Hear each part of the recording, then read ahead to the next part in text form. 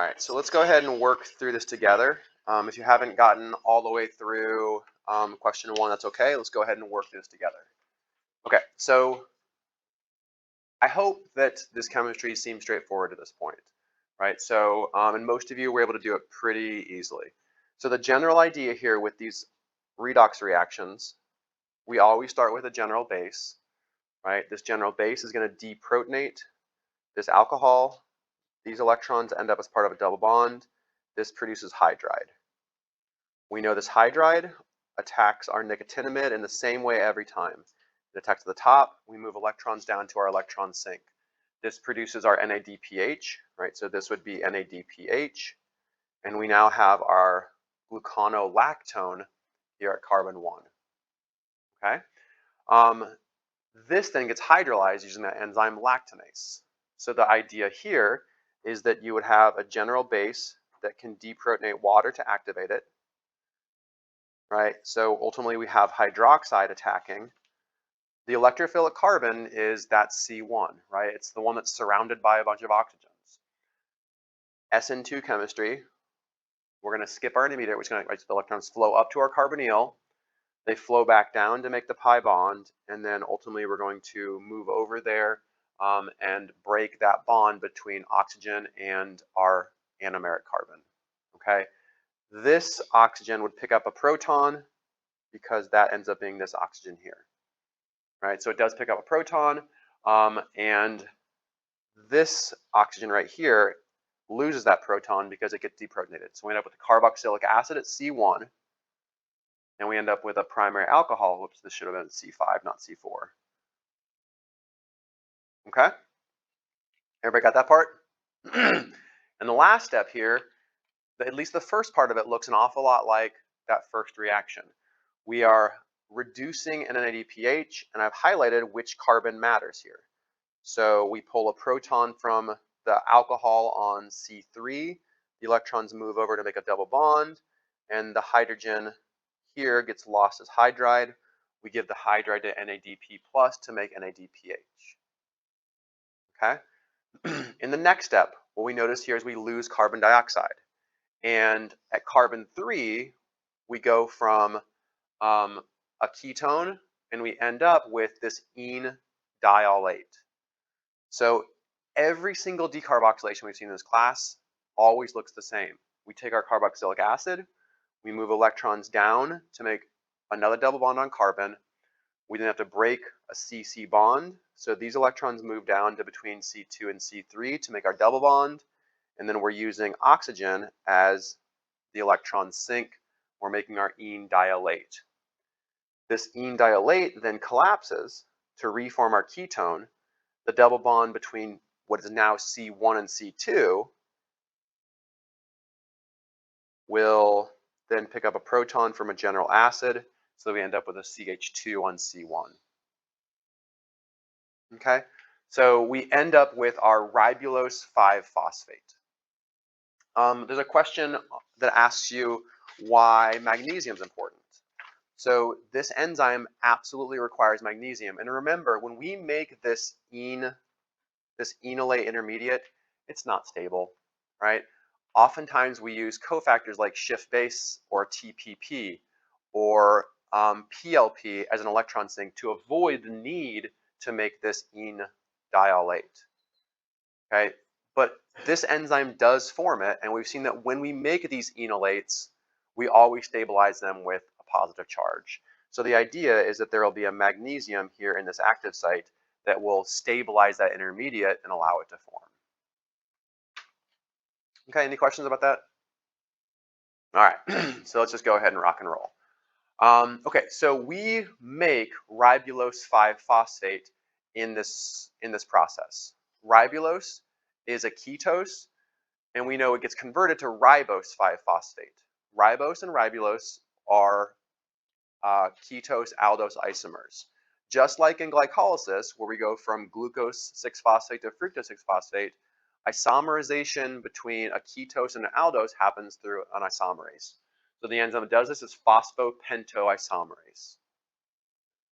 Okay, just as a quick reminder, I guess we haven't actually pointed it out, but you've seen a number of different enzymes that catalyze these isomerization reactions. So we name them isomerase if they isomerase an aldose to ketose conversion. We name them a mutase if they take the phosphate and move it from one carbon to another, right? So in glycolysis, we have our it's P, our, there's so, and going from glucose 6-phosphate to glucose 1-phosphate, it's phosphoglucomutase. It's moving it over. And then there's the phosphoglyco mutase going from 3-phosphoglycerate to 2-phosphoglycerate. Mutases are always the enzymes that pick up a phosphate and move them from one carbon to another. Epimerases are isomerases that take the orientation of one alcohol group and flip it. So epimerases are important for like converting xylulose 5-phosphate to ribulose 5-phosphate. Okay, that all makes sense? Just to clarify like what those three different types of enzymes do. Like they all catalyze isomerase reactions, but mutases move phosphates, epimerases change sugar from one epimer to another, and isomerases convert aldose to a ketose. All right, so that brings us to the second phase. And the second phase is the one that looks an awful lot like the regenerative steps of the Calvin cycle. The idea here is that we go through a series of transketolase and transaldolase reactions to generate GAP and to generate fructose 6-phosphate.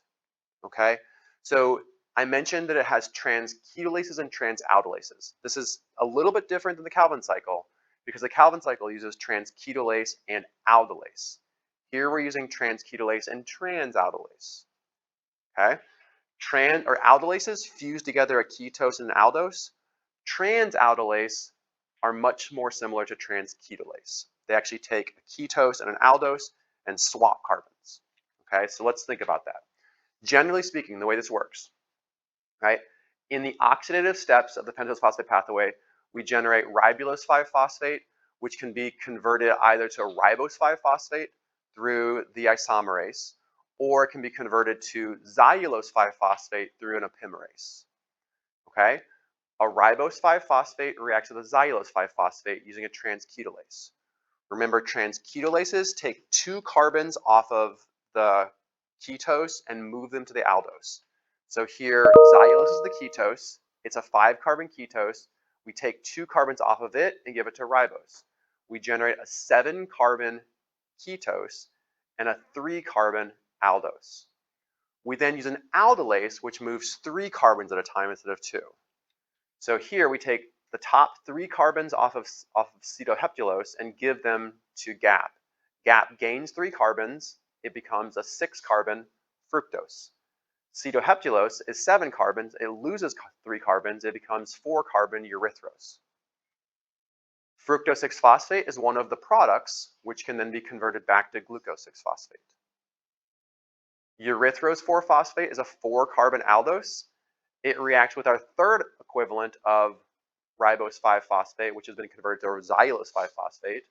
So 4-carbon aldose, 5-carbon ketose, transketolase reaction. Top 2 carbons from xylulose are given to our 4-carbon erythrose. Erythrose gains 2 carbons, becomes fructose. Xylulose loses 2 carbons, becomes GAP. Okay, we generate a second equivalent of fructose 6-phosphate, which can be converted back to glucose 6-phosphate. We convert one equivalent of GAP. GAP can then ultimately go through gluconeogenesis to get back to glucose 6-phosphate if we want to. Punchline. 3 rounds of the oxidative phase gives us 3 equivalents of ribose 5-phosphate. We've lost 3 carbon dioxides. That's important. We've lost 3 carbons. 3 equivalents of ribose 5-phosphate are converted to 2 equivalents of fructose 6-phosphate and 1 equivalent of GAP. So we started with 18 carbons. We lost 3 of them. We end up with 15 carbons. Okay, here's the overall reaction. Transketolase, I have 2 C5 units. I take 2 carbons from a C5 and give it to the other C5. I end up with a C7 and a C3. This is my GAP, and this is my acetoheptulose. This should say transaldolase. This is wrong. It takes 3 carbons from the C7 and gives it to the C3, giving us a C6 and a C4. This is fructose 6-phosphate. This is erythrose 4-phosphate. The C4 reacts with our last equivalent of C5 through transketolase. The top 2 carbons from C5 are given to the C4 to make C6 and C3. Okay, again, note that the second one should be transaldolase. The image is wrong. Overall, 3 units of C5 become 2 units of C6 and 1 unit of C3 in our regenerative steps. Okay, so then for the next bit here, we're going to talk about transaldolase and transketolase reactions. We've already talked about transketolases. Remember, transketolase reacts an aldose and a ketose. We take the top 2 carbons from our ketose and give them to our aldose. The ketose becomes an aldose, the aldose becomes a ketose. Okay, so here I have ribose 5-phosphate, my aldose, right? The top carbon is a carbonyl, so it's an aldose. I have xylulose 5-phosphate, it's a ketose. So the idea is I take the top 2 carbons from the ketose, C3 becomes a becomes an aldehyde, so I end up with GAP. The top 2 carbons get moved over to ribose. I now create a 7-carbon sugar called cetoheptulose, a 7-carbon ketose. This is transketolases. Transketolases are 2-carbon movement. Transaldolases are 3-carbon movements. It's the same idea though. I have an aldehyde and I have a ketone. The top 3 carbons from the ketone, not the top 2 carbons, the top 3 carbons from the ketone get moved over to the aldehyde. So I take the top 3 carbons here and move them over to GAP. This gives me fructose. GAP gains 3 carbons. I end up with 6 carbons. Okay, so I end up with a 6-carbon ketose. That's fructose. Cetoheptulose was 7 carbons. I lost 3 of them. I now become a 4-carbon aldose, which is erythrose. The last step is a 4-carbon aldose and a 5-carbon ketose catalyzed by a transketolase. So here, transketolases move the top 2 carbons of our ketone and give them to our aldehyde. So 2 carbons from xylulose are given to erythrose. Erythrose was 4 carbons, it gains 2, it becomes 6 carbons. I generate fructose 6-phosphate.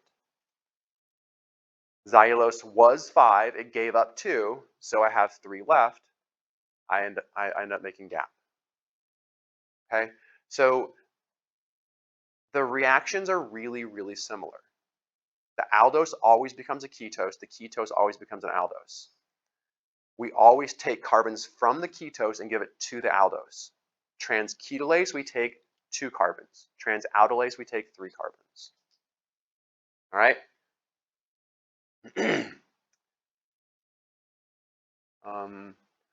Okay, so what we're going to do now over the next 10-ish, 15 minutes, which actually shouldn't take 15, like 10-ish minutes, is I want you to go through and think about these mechanisms. The way they work, the mechanisms are essentially identical, truly. The only difference is what they use as an electron sink. Transketolases use TPP, right? Remember, TPP has this carbanion, it attacks the carbonyl, and we make this covalent intermediate where we have the electron sink on the nitrogen. Transaldolase reactions use a shift base. So we have our lysine side chain, which makes a double bond with the carbon that was our carbonyl. Okay, so the relevance here is you're going to work through this and you're going to see how the choice of the shift base or the choice of the TPP and the positioning of this electron sink is what dictates how many carbons move. Okay, so take a few minutes here and work through the mechanisms and you're going to see how the choice of the electron sink matters.